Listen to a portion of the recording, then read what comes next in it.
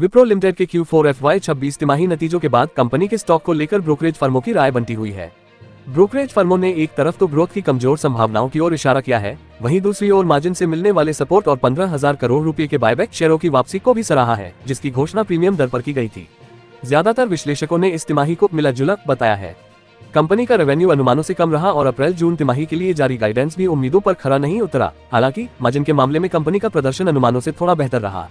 विप्रो ने Q4 में 24,017 करोड़ रुपए का रेवेन्यू दर्ज किया, जो CNBC TV 18 के 24,343 करोड़ रुपए के अनुमान से कम था।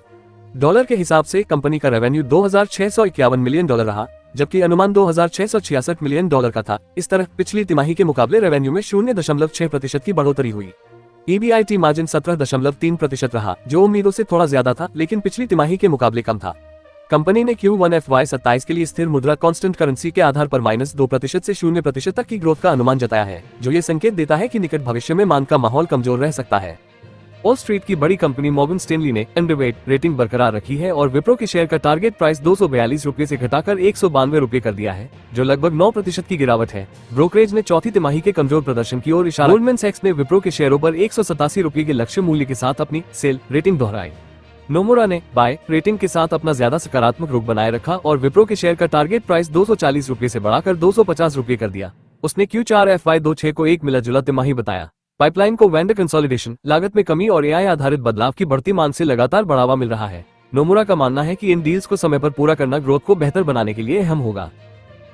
मोतीलाल ओसवाल ने विप्रो पर न्यूट्रल रेटिंग बनाए रखी है, जिसका टारगेट प्राइस ₹215 है।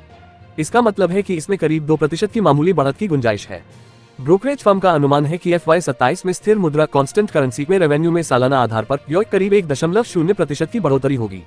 इस अनुमान में साल की कमजोर शुरुआत को भी ध्यान में रखा गया है, क्योंकि 1Q FY27 में रेवेन्यू में पिछली तिमाही के मुकाबले को करीब 1.0% की गिरावट आने की संभावना है। फर्म ने कुछ मौजूदा चुनौतियों पर भी रोशनी डाली है, जैसे कि डील को आगे बढ़ाने में देरी, बड़े क्लाइंट से मिलने वाले योगदान में कमी और प्रमुख सेक्टर्स में कमजोरी। इसके अलावा फर्म का मानना है कि वेतन में बढ़ोतरी, कम मार्जिन वाली डील्स को आगे बढ़ाने और आय में लगातार निवेश के चलते मार्जिन बढ़ाने की गुंजाइश भी काफी सीमित है। फर्म ने अपने अनुमानों में ज्यादातर कोई बदलाव नहीं किया है।